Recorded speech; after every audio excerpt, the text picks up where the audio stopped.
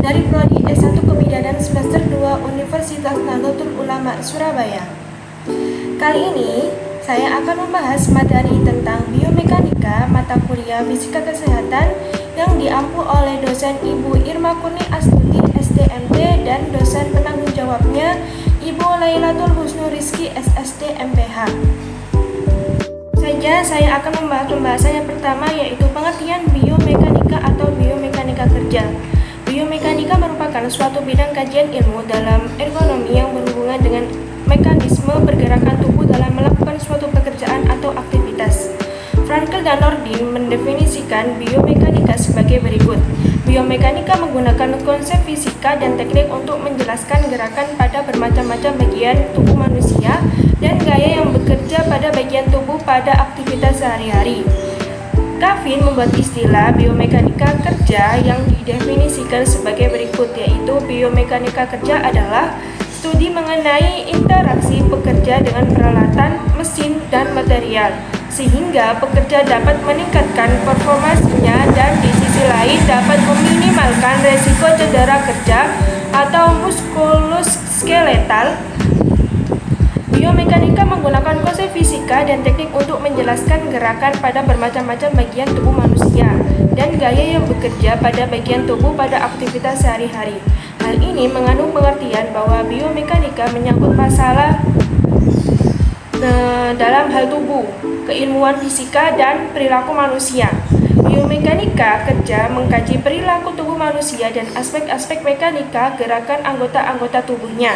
Pengetahuan tentang biomekanika sangat diperlukan untuk mengetahui mekanisme terjadinya kecelakaan kerja, sehingga pendekatan yang efektif dan ilmiah dapat membantu manusia bekerja dengan aman.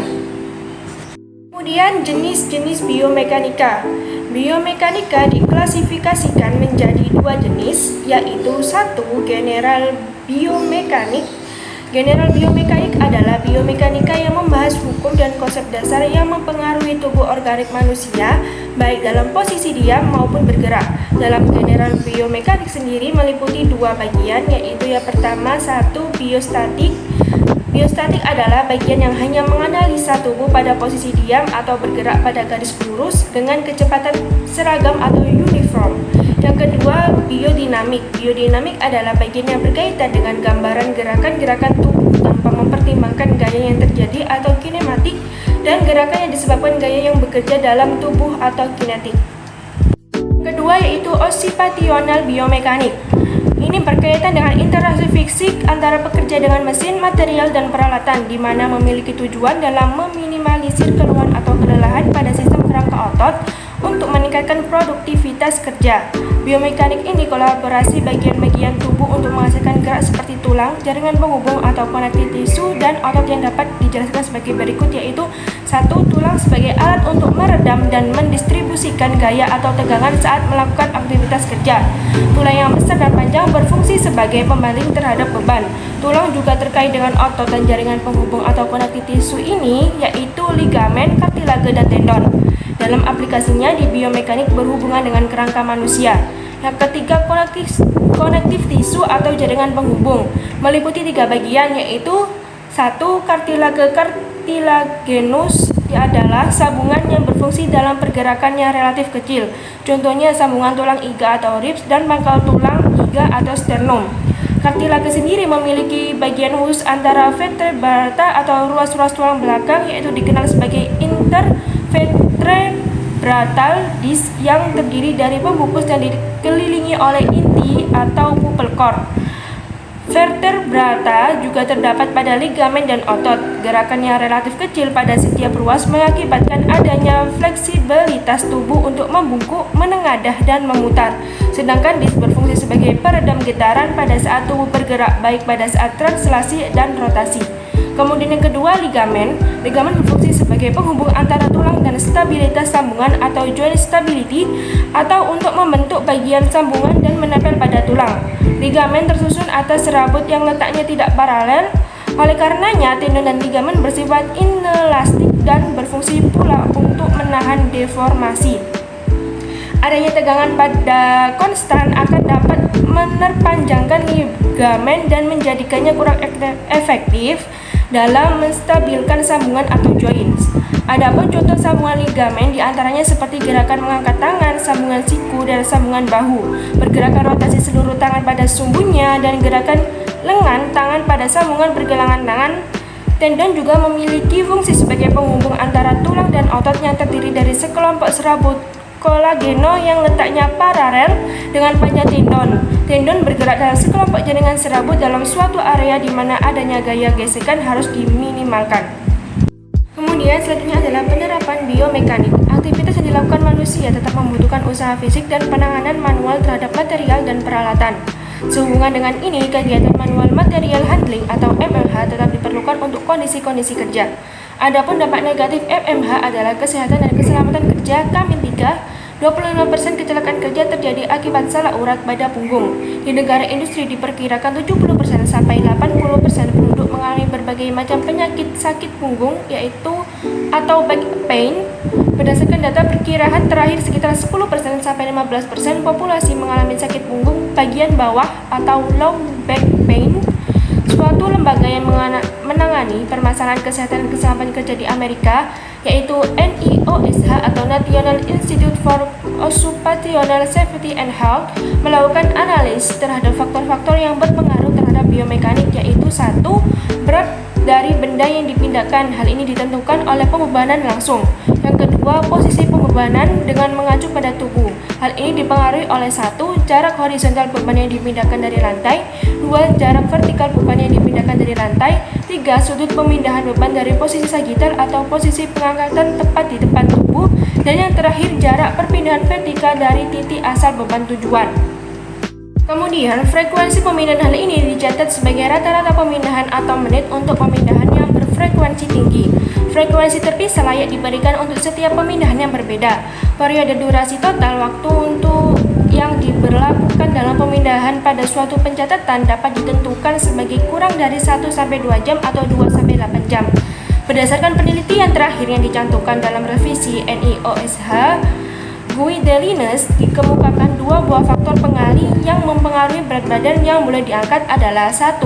Pengalih asimetrik, yaitu pemindahan dengan postur di luar postur sagittal dengan membentuk suatu sudut atau maksimal 900. Kemudian yang kedua, pengalih kopling. Berdasarkan penelitian yang dilakukan, pengaruh adanya handle pada RWL atau recommend weight limit mengakibatkan pengurangan beban dalam pemindahan beban.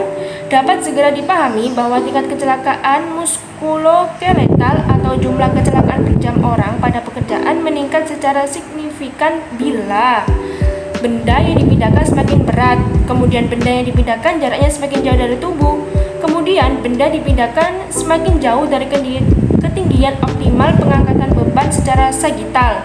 Ketinggian optimal pengangkatan beban 70-80 cm atau ketinggian ujung jari dari lantai pada posisi tangan lurus ke bawah. Kemudian benda yang dipindahkan semakin sering dipindahkan. Kemudian benda yang dipindahkan semakin menyimpang pada posisi sagittal atau dari posisi sagittal. Kemudian benda yang dipindahkan susah dipegang. Kemudian pemindahan beban semakin jauh, dan yang terakhir durasi atau lamanya waktu bekerja semakin besar. Kita membahas tentang tulang. Tulang adalah alat untuk meredam dan mendistribusikan gaya atau tekanan yang ada padanya. Investigasi pada L5 atau S1. Tulang dalam tubuh itu berkaitan dengan massa statika atau keseimbangan dan dinamika atau gerak yang berkaitan dengan saat berdiri, berjalan, berlari, mengangkat benda, dan lain-lain. Mekanika tulang itu yaitu 1. Kepadatan atau density tulang. Yang kedua, perpanjangan atau pemadatan di bawah gaya yang diberikan atau Young's modulus elasticity. Yang ketiga, besar gaya yang dibutuhkan untuk mematangkan atau menghancurkan dengan kompresi tekanan dan tarikan. Kemudian ada konektif tisu atau jaringan penghubung. Jaringan ikat atau jaringan penghubung atau konektif tisu ini adalah jaringan yang menghubungkan semua jenis jaringan dalam tubuh untuk sinkronisasi, melindungi, dan memelihara seluruh jaringan dan organ tubuh. Terdiri dari 3 bagian, yakni kartilage, ligamen, tendon. Menurut Gavin dan Anderson, terdapat 6 penghubung atau link atau konektif penghubung, yaitu yang pertama, penghubung lengan bawah yang dibatasi sambungan pergelangan tangan dan siku. Yang kedua, penghubung lengan atas yang dibatasi sambungan siku dan bahu. Kemudian yang ketiga, penghubung punggung yang dibatasi sambungan bahu dan pinggul. Yang keempat, penghubung paha yang dibatasi sambungan pinggul dan lutut. Yang kelima, penghubung betis yang dibatasi sambungan lutut dan mata kaki. Dan yang terakhir, penghubung kaki yang dibatasi sambungan mata kaki dan telapak kaki. Kemudian ada otot atau muskle. Otot yaitu otot sadar, otot yang terbentuk atas fiber atau fibre dengan ukuran panjang dari 10 sampai 40 mm dan diameter 0,01 sampai 0,1 mm. Sumber energi otot berasal dari pemecahan senyawa kaya energi melalui proses aerob maupun anaerob. Anaerobik yaitu proses perubahan ATP menjadi ATP dan energi tanpa bantuan oksigen. Glikogen yang terdapat dalam otot terpecah menjadi energi dan membentuk asam laktat. Asam laktat akan memberikan indikasi adanya kelelahan otot secara lokal karena kurangnya jumlah oksigen yang disebabkan oleh kurangnya jumlah suplai darah yang dipompa dari jantung. Contohnya, jika ada gerakan yang sifatnya tiba-tiba, mendadak atau lari jarak dekat atau sprint dan lain sebagainya. Kemudian aerobik. Itu apa sih? Aerobik yaitu perubahan ATP menjadi ADP dan energi dengan bantuan oksigen. Asam laktat yang dihasilkan oleh kontraksi otot dioksidasi dengan cepat sehingga beban pekerjaan yang tidak terlalu melelahkan akan dapat berlangsung cukup lama. Di samping itu, aliran darah yang cukup akan mensuplai lemak, karbohidrat, dan oksigen ke dalam otot. Akibat dari kondisi kerja yang terlalu lama akan menyebabkan kadar glikogen dalam darah akan menurun drastis di bawah normal dan kebalikannya kadar asam laktat akan meningkat. Dan kalau sudah demikian, maka cara terbaik adalah menghentikan pekerjaan, kemudian istirahat dan makan makanan yang bergizi untuk membentuk kadar gula dalam darah. Kemudian hal tersebut di atas adalah merupakan proses kontraksi otot yang disederhanakan analisa pembagian energinya dan sekaligus menandakan arti pentingnya aliran darah untuk otot. Oleh karenanya, para ergonom hendaklah memperhatikan hal-hal seperti berikut. Untuk sedapat mungkin dihindari satu, beban otot statis atau static muscle load, kemudian kolusi atau penyumbatan aliran darah karena tekanan, misalnya tekanan segi kursi pada popliteal atau lipat lutut. Kemudian yang terakhir, bekerja dengan lengan berada di atas yang disebabkan siku aliran darah bekerja berlawanan dengan arah gravitasi. Baik, sekian itulah materi yang bisa saya bahas pada hari ini. Apabila ada salah atau kekurangan mohon dimaafkan. Terima kasih sudah menonton video ini. Sekian dari saya. Assalamualaikum warahmatullahi wabarakatuh. Sampai jumpa di video berikutnya. Dadah.